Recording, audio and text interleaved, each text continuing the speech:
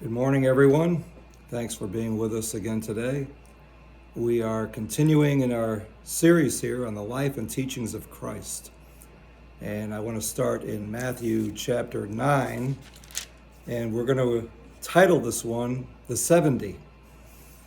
In Matthew 9, just prior to the sending out of the 70, it says in verse 35, Jesus was going through all the cities and villages, teaching in their synagogues and proclaiming the gospel of the kingdom, and healing every kind of disease and every kind of sickness. Seeing the people, he felt compassion for them, because they were distressed and dispirited, like sheep without a shepherd. Then he said to his disciples, "The harvest is plentiful, but the workers are few. Therefore beseech the Lord of the harvest to send out workers into his harvest." And then over in chapter 10, Jesus summoned his 12 disciples and gave them authority over unclean spirits to cast them out and to heal every kind of disease and every kind of sickness. And then there's another listing for the names of the 12. In a parallel passage in Luke chapter 10, it adds something. The fact that there were 70 people, some translations even say 72, don't even go there. I don't have any idea what that's all about, the difference between 70, 72. I know it's 2, obviously, but who came up with that, I don't know. And the thing here is Jesus is sending out his disciples. The classroom session, probably at the midpoint right now. I've heard it said that Jesus ministered for 3.5 years, so we've got probably at least 1.5, maybe a little bit more. And then the classroom seems to be ending at this point, or transitioning, I should say. They're still going to be taught. But now there's going to be application. And this is what he does. The disciples had not yet received the Spirit because Jesus was not yet glorified. So he takes some of his Spirit that is upon himself and transmits it to these 70 people, because he gives them authority, exousia, over unclean spirits to cast them out, heal diseases, all these things. That had to be a work of the Spirit, couldn't be of the flesh. So it shows you that the disciples had an impartation, if you will, of the Holy Spirit from Jesus upon themselves temporarily for this time right now. So this is the midpoint, sending out the disciples. Why is Jesus doing this? I believe for 3 reasons. Number 1, because he knew there was going to come a time soon that he would be taken from them. And he wanted them to be experienced in this without his personal presence. Of course, they were going to have the Holy Spirit dwelling in them. It makes a whole lot of difference. But they were going to get used to the fact that they were going to go out. He is not going to be with them, and he did this deliberately.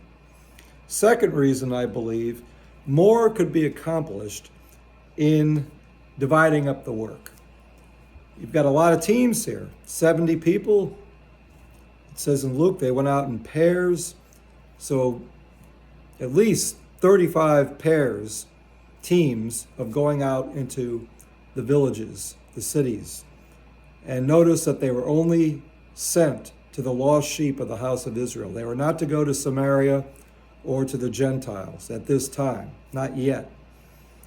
And then thirdly, and I think very important, by sending them out and doing spiritual work, he probably was looking again to rid them of any earthly allusions to the coming kingdom. The disciples were not different than any other Jew in the sense that they thought the coming kingdom of the Messiah would remove the yoke of the Romans. He would be a political / military warrior type of ruler, and they were going to be in the same sense a superpower like under the days of David and Solomon. Now we know that's not what the Lord was intending at all. So by sending them out and concentrating on spiritual work, casting out demons, healing the sick, preaching the gospel, all these things, it would probably be beneficial to remove from their minds any thinking of a coming kingdom that had earthly designs. So this is what's happening here. He also gives them instruction, take nothing along with you. Why is that? He wanted them to be dependent upon him. And they would receive from people that they went into their homes, lodging, food, maybe some other things. They were not to prepare themselves with all kinds of stuff for this journey. We don't even know how long it lasted. Could have been a couple of weeks, maybe a month at the most.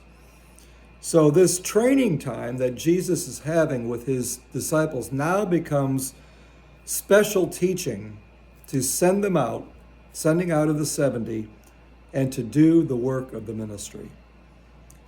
No social visits here. Don't even greet people along the way. They were meant to do the work of the ministry. Sometimes they were rejected. Matthew chapter 10 and verse 14. Whoever does not receive you, nor heed your words, as you go out of that house or that city, shake the dust off your feet. It was kind of a Hebraism, if you will, to show the people that they were rejecting not the disciples themselves, but the Lord himself. And they were not to invite danger openly. He gives them more teaching. I'm sending you out as sheep in the midst of wolves. Be shrewd as serpents, innocent as doves. Beware of men. They'll hand you over to the courts, scourge you. That did not take place during this time, but that was a preview of what was to come when Jesus was crucified, resurrected, ascended into heaven, and he sends the disciples out again. Now, who are the 70? That's an interesting question. They're not named. Obviously, the 12 are included in the 70. I believe personally they were people that followed Jesus from place to place as part of the multitude or the crowd. Matthew uses that word. And they felt compelled to give themselves to him more fully rather than just receive and then go back to their homes, business, whatever. Some of them went with him. Some of them also left him in John 6 when he began to speak, difficult things. And they walked with him no more, it says. But some did go the length of the duration.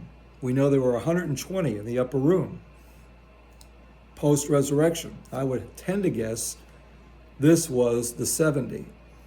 Jesus revealed himself to 500 people at one time. I think it's in 1 Corinthians 1. So these were people who saw Jesus way beyond what the regular Jew saw him as. Somebody as a miracle worker, feeding them, meeting their needs. They had a glimpse of his messiahship and his sovereignty. So they follow him. And the instructions are given here, and they come back I think it's in Luke 10, they talk about even the demons are subject to us. I mean, there was much joy, elation, and all of what had been accomplished. Interestingly, Paul took this principle up of patterns of sending people out in Acts chapter 20. Initially, he had Barnabas and Silas as his companions, John Mark for a while, but then he sees this pattern. Did he get it from the apostles, or did the Spirit just lead him personally to do this? In Acts 20, you see names that you may not recognize in other parts of the scriptures. Secundus, Aristarchus, Gaius, Trophimus, Tychicus, more well-known, Luke, Timothy. So Paul saw the importance, the benefit of having a team of people around him, probably spending time with them, discipling them, equipping them, and then including them in a missionary journey in which they too would be sent out. And I don't think they just were with him the whole time. I believe he sent them out as well. So the sending out is important. When we began missionary short-term missionary trips in Open Gate, I saw this principle as well. And I included people around me. This wasn't meant to be a solo act. So I had a team of people that were made up of other teachers and preachers, intercessors, an administrator or two, young men to carry the bag, so to speak. They grew exponentially on some of these trips. And we made at least a dozen, maybe close to 15 overseas trips in which people came with me to foreign lands. We went to the Philippines and Russia and South Africa and Peru and various places, Nigeria. So they grew by leaps and bounds by coming on some of these teams because I gave them responsibilities. They were preaching and teaching. They were praying for the sick. They were ministering. Some people go on foreign mission trips, pastors, leaders, and they take a few people along to sell books or tapes at a table or to help usher or things like that.